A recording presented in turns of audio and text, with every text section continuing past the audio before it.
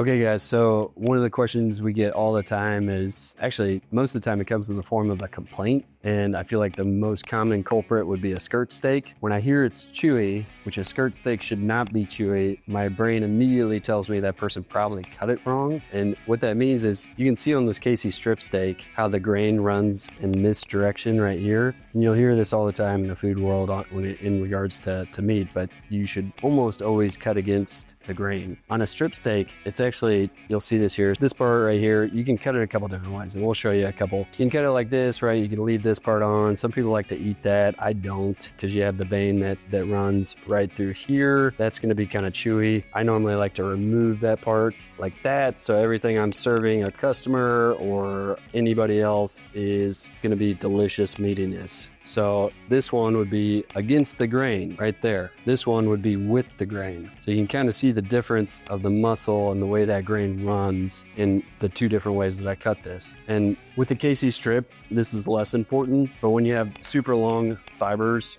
within that muscle group for things like skirt steak, if you screw this up and cut it the wrong way, like not going with the grain, it's gonna be super chewy. Just the way you cut that skirt steak is gonna make a world of difference. Flank steak's a big one that's like that. The vet steak's another one that's really big on that. Brisket, the way you cut a brisket, that's really important. Tri-tips like that, there's a whole bunch of them. Strip steak, ribeye, less important because it is some of the most tender meat that comes off the animal, but for your skirt steak, bavette, flank, brisket, tri-tip, all of those, really important. Even taking a picture before you cook it, because it's a lot easier to see which way the grain runs before you cook it. Pro tip.